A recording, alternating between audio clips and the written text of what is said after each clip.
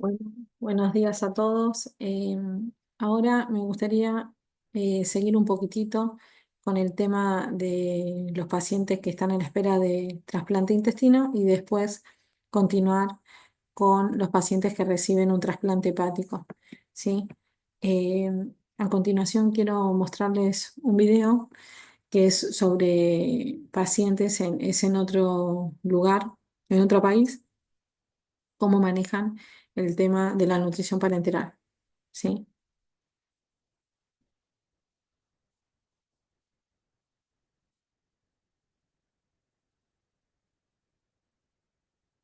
NUPA es la única entidad en España que atiende a pacientes que no pueden comer por la boca de forma natural.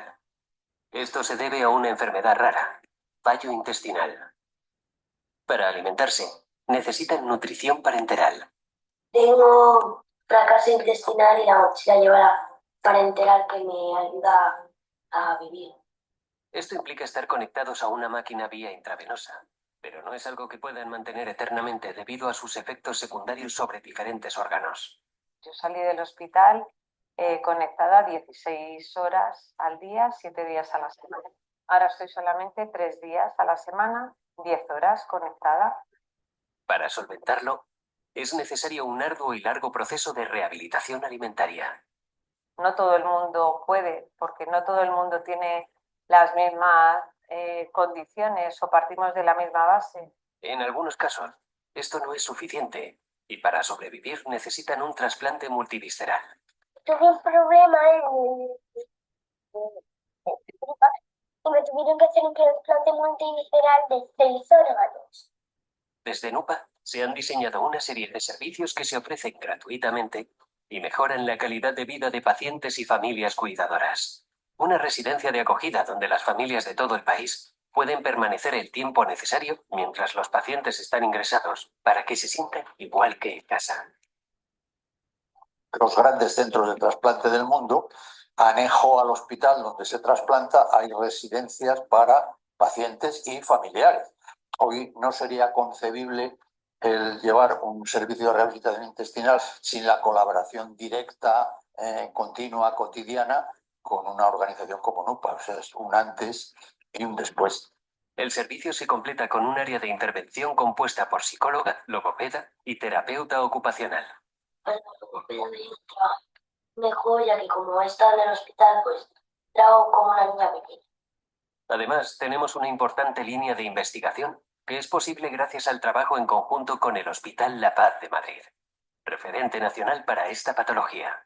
NUPA es nuestra fuente de inspiración, nuestra fuente de ideas y es un apoyo muchas veces para nosotros. Sabemos que es un apoyo para los pacientes en el aspecto psicológico, en el aspecto social, porque bueno, va a llegar a ser el hogar de los pacientes que vienen aquí. Uno de los principales problemas de nuestro día a día es el largo tiempo que están los niños en lista de espera. El tiempo de lista de espera ahora mismo en nuestro programa es cercano al año. Así logramos una atención integral y personalizada para cada paciente, cubriendo sus necesidades sanitarias y afectivas. Son enfermedades raras, son pacientes que vienen desde muchos hospitales. Entonces, inicialmente muchos de ellos se encuentran muy perdidos, muy solos, no conocen a otros afectados de la misma enfermedad o a pocos y llegan a una ciudad extraña, con lo cual ya solo lo que es la acogida, el apoyo, el acompañamiento es fundamental. El antes y el después de estar en NUPA, pues ha sido... Antes podemos decir que estábamos como muy solos, muy aislados, y el hecho de conocer NUPA y saber que había otras familias en una situación similar, pues bueno, te sientes más apoyado, más respaldado, sabes que hay niños en una situación semejante que han tirado para adelante, que bueno, pues hay complicaciones, pero que con el apoyo médico y de los demás, pues te anima, ¿no? Ya hasta adelante. Ya atendemos a más de 500 pacientes y sus familias en todo el país. Su calidad de vida es nuestra razón de ser. Al equipo de NUPA le diría que gracias por entenderme y ayudarme siempre.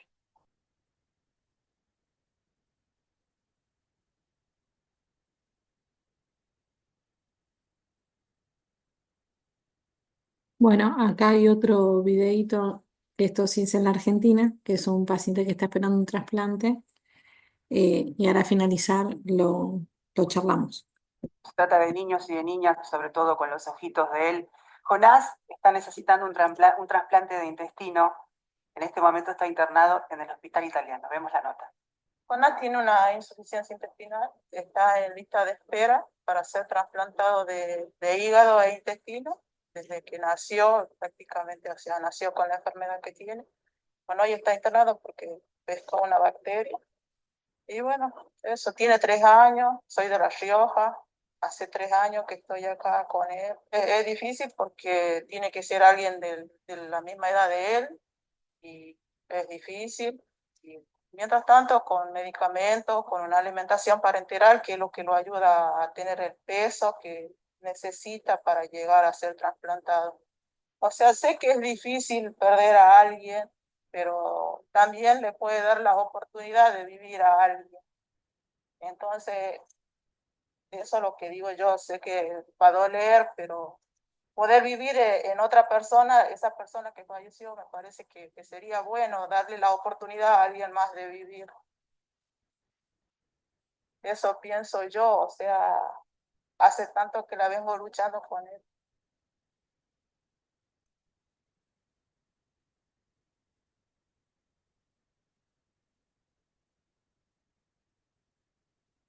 Finalmente estamos llegando al juicio por la Esperen muerte un de Matías segundito. Carbonell, un joven. Ahí está, esperen que cierro.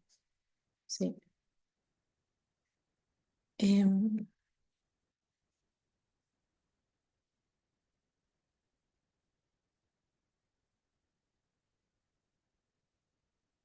Bueno, como vimos estos dos videos, uno habla en España, donde el hospital, que es muy parecido al Garrahan, tiene un servicio que se encargan de los pacientes que tienen nutrición parenteral. Gracias a Dios nosotros educamos a la familia para que puedan volver a su casa. Pero bueno, si necesitan otro tipo de tratamiento, tienen que quedar internados. Y el otro era un pedido de una mamá, 3 años, que están en otra provincia, en otro lugar, donde tiene que acompañar al niño y lejos de su familia. Me parece importante este video porque las personas que no atienden a estos pacientes tal vez no pueden imaginarse la gravedad y el tiempo que lleva. No solamente afecta al niño, sino también a la familia y también a las relaciones familiares, ¿sí? Muchos papás se terminan separando y algunos tienen la suerte de seguir. Eh, pero bueno, como para tener en cuenta si tenemos que ser empáticos con todos los pacientes. Hay pacientes que llevan mucho tiempo y a veces también lo que sucede es que tienen poca paciencia, tal vez se enojan, pero en realidad no se enojan con nosotros, sino con lo que están viviendo. Bueno, a ver, yo les quiero mostrar esta clase. Pero ahora vamos a hablar de trasplante hepático, ¿sí? El objetivo va a ser conocer los cuidados de enfermería y capaz que volvemos un poquitito al trasplante de intestino, pero esta clase va a ser de trasplante hepático. Conocer los cuidados pre y posquirúrgicos de estos pacientes, conocer los riesgos y cuidados para prevenirlos, conocer sobre el manejo. Esperen que lo voy a tratar de agrandar, así ustedes lo ven mejor.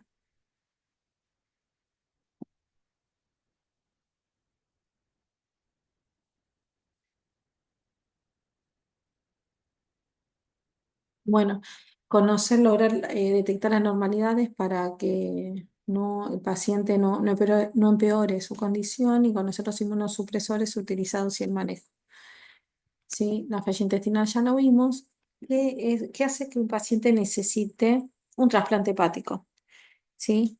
La diferencia del trasplante hepático al trasplante de intestino es que en la población pediátrica, dependiendo la patología, esto no es algo que decía enfermería, dependiendo de la patología y cómo se encuentre ese hígado, el médico, el cirujano puede decidir con el equipo multidisciplinario tal vez poder trasplantar una porción de un familiar relacionado compatible, una porción para que este paciente siga con vida, porque muchas veces la lista es grande y tal vez si es un paciente más grande necesite un hígado de un paciente cadavérico.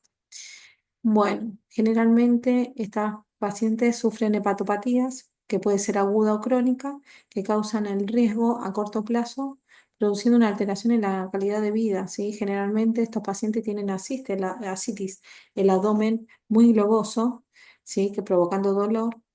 Al funcionar mal el hígado, lo que provoca puede ser sangrado y el paciente, a no poder eliminar o metabolizar, lo que sucede es que empieza con encefalopatía, los tóxicos se quedan en el cerebro y aunque sea un paciente pequeño, hay que explicarle a esos padres que su hijo no es el mismo de antes, que tal vez se golpea la cabeza, que tal vez se tira, ¿sí?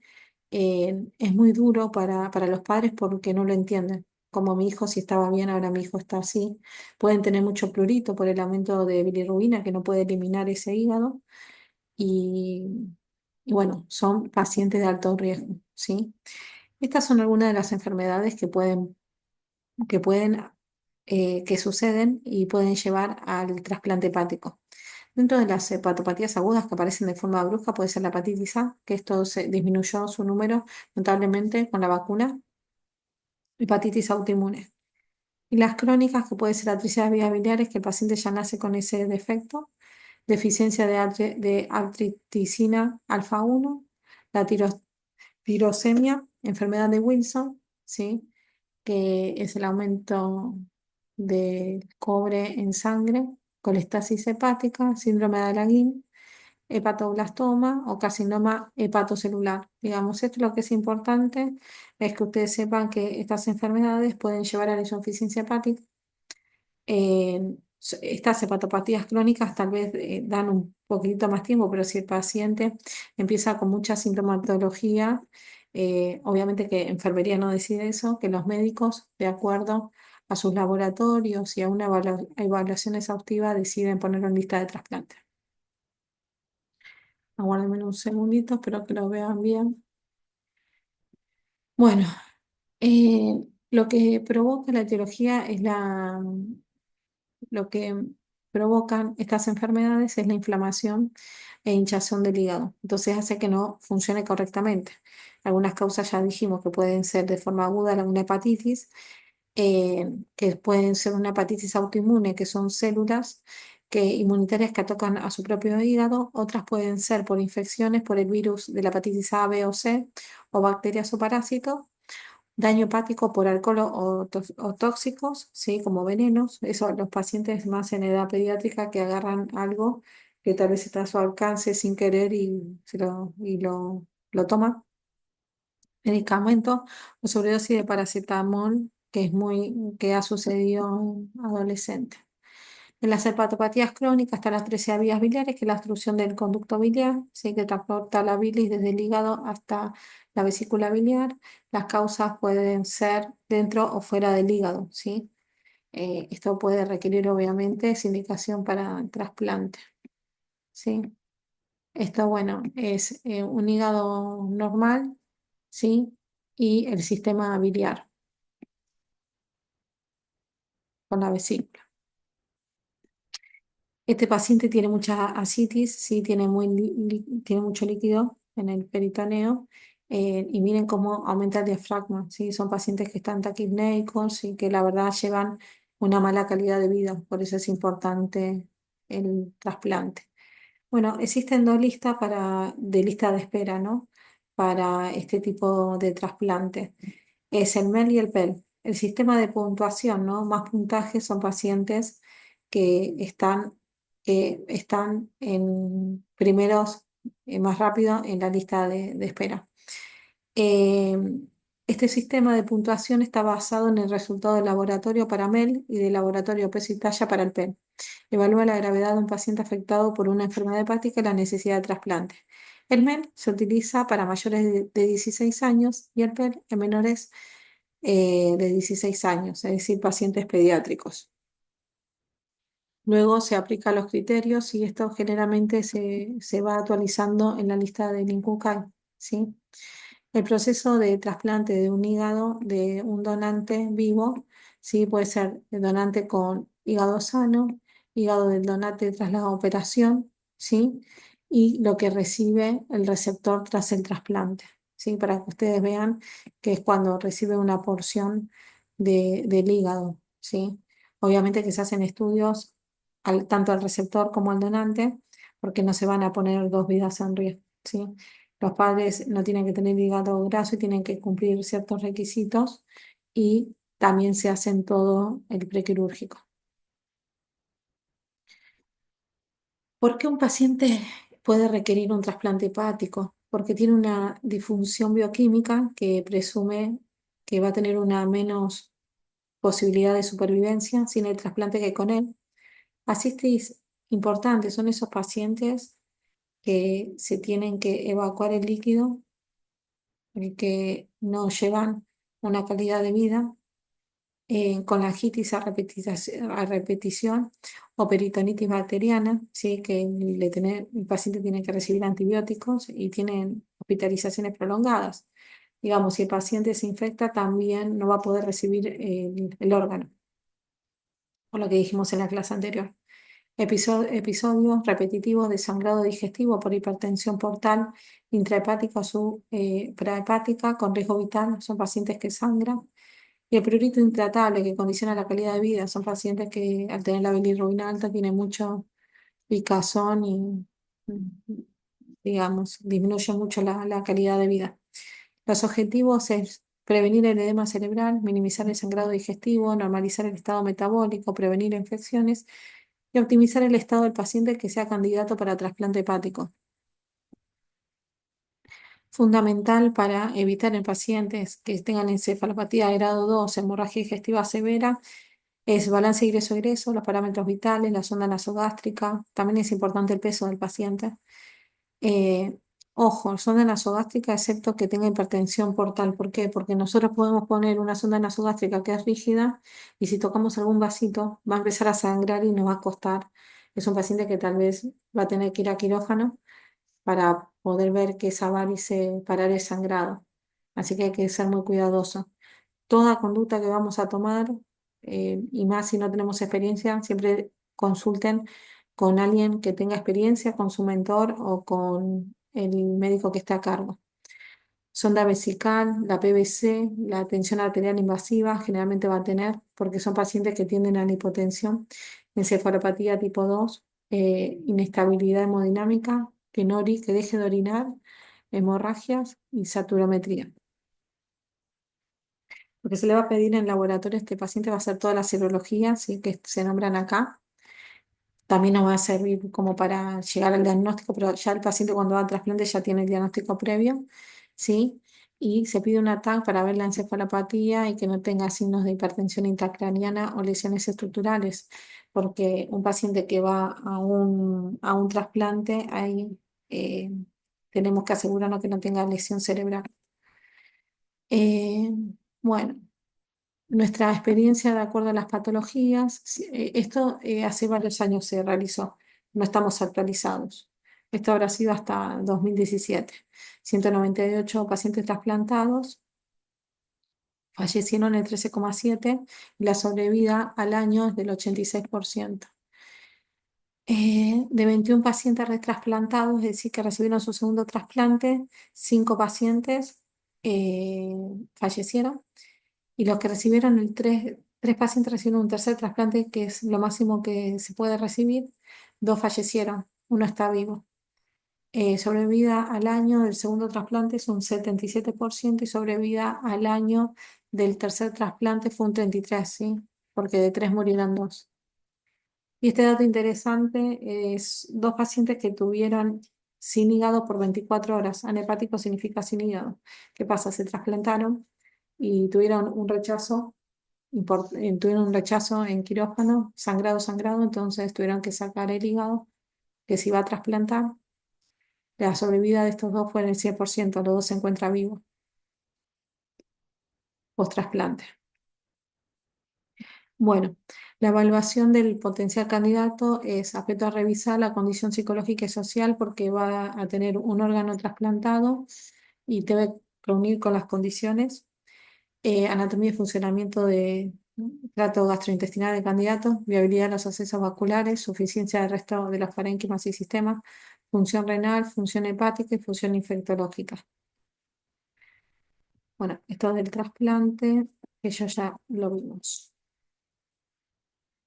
Fundamental la contención a los padres y a la familia.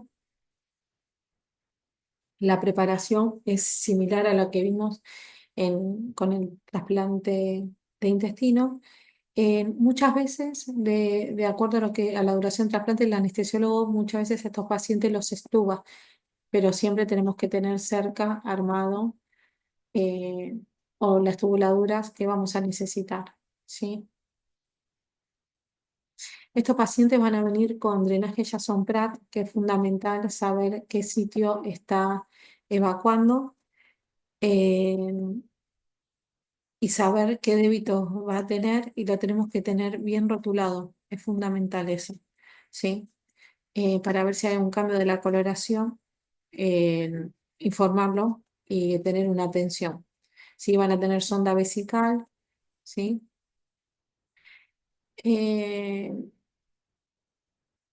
Va a estar las primeras horas postquirúrgicas en ayuno. Bueno, volviendo a los pacientes que reciben un trasplante de intestino, muchas veces las complicaciones, que es fundamental, esta niña en el lugar donde vino no tenía los dispositivos adecuados de la bolsa ni la placa, entonces tuvo una lesión eh, cutánea terrible, una nena que lloraba muchísimo, pobrecita, ¿sí? Con los riesgos de infección. En este caso, esta niña no es trasplantada, pero si un paciente trasplantado está en esta situación, la infección, digamos, más la inmunosupresión puede ser muy, muy terrible. El drenaje Jason-Pratt en los pacientes trasplantados hepáticos es fundamental saber a dónde llegan, estar bien rotulados si es que se encuentran aspirativos. A medida que va pasando los días, generalmente no se evacúa con tanta constancia porque la idea es que el niño empiece a absorber. Esto es indicación médica, ¿sí? Lo que tenemos de rutina es la medición del perímetro abdominal, ¿sí? Porque si el paciente empieza con dolor, se le mide y se va viendo si tiene masa citis, si aumenta, se va viendo el laboratorio, se aumenta la bilirrubina, todo eso lo van manejando los médicos y nos van informando. Nosotros lo que medimos es el pH gástrico como para mantenerlo en un pH alcalino. Generalmente al paciente por la sonda nasogástrica le damos milanta. Son pacientes que tienen mucha sed, así que cuando usamos de profilaxis la nistatina como antipúgico, se lo damos y entonces aprovechamos que tome para sacar esa saciedad, darle, digamos, poderle tomar algo y que se le vaya un poco la sed. Recordemos que en este caso también lo que hablamos de la terapia inmunosupresora es muy parecida a la de trasplante de intestino, ¿sí? Generalmente los pacientes de trasplantado hepático sí llevan mucho tiempo, pero no necesitan nutrición parenteral, ¿sí? Pero que tal vez pueden llevar, si hubo alguna complicación, puede llevar varios días sin comer y ahí sí se requiere. ¿Qué tenemos que hacer con los trasplantados hepáticos? Hoja de control de enfermería, balance ingreso-egreso fundamental, la evolución, el score de riesgo de caídas. Es un paciente que, como cualquier otro paciente, debemos evitar. La escala de Glasgow para valorar cómo está de lo neurológico. Colchón térmico para mantener temperaturas normales. Cabecera a 30 grados para evitar también la microaspiración. Medición del perímetro abdominal cada 12 horas, control de drenaje Jason-Pratt, como lo nombré anteriormente. Puede ser que tenga, si tocaron las vías biliares, un drenaje biliar. Diuresis horaria con densidades, lavar la sonda vesical. Esto no lo estamos utilizando actualmente porque ya lo sacaron de la normativa. Sonda nasogástrica abierta y medimos el pH que sea mayor de 5. Medir sí o sí la tensión arterial, mantener la TA en valores por encima de 100 para evitar el riesgo de isquemia hepática. evitar la hipovolemia como la hipervolemia, mantener una normal oferta de oxígeno a los tejidos. Bueno, a ver, y siempre ver el tema del coagulograma, ¿sí? Lo que utilizamos es el antiácido milanta, omeprazol, solución de contaminante gástrica que se realiza en el servicio, ampicilina surbatal, clindamicina, gaciclovir, dependiendo cuánto da el dosaje, cuánto da el número de citomegalovirus, si necesita o no, Bactrim, bueno, y después analgésicos, y en caso de que haya sido una cirugía mayor, como protocolo, a veces se le dan fotericina, pero esto lo evalúan los médicos, ¿sí? Acá les dejo la medicación que ustedes la pueden leer, no hace falta estudiarlo de memoria, todo lo tenemos en las normativas, ¿sí? Fundamental para el éxito de estos pacientes es un control de balance ingreso y egreso, ¿sí? Orientación a la familia y apoyo y contención, prevención de infecciones, ver la función renal, que no deje de orinar, manejo de inmunosupresión, monitoreo cardíaco, monitoreo de presiones, termorregulación, control de débito de los drenajes, contención al paciente, perfusión periférica, control de infusiones, ¿sí? Y respetar el ritmo de infusión, siempre todos los correctos en el momento de la administración de fármacos, control de la vía aérea y accesos vasculares.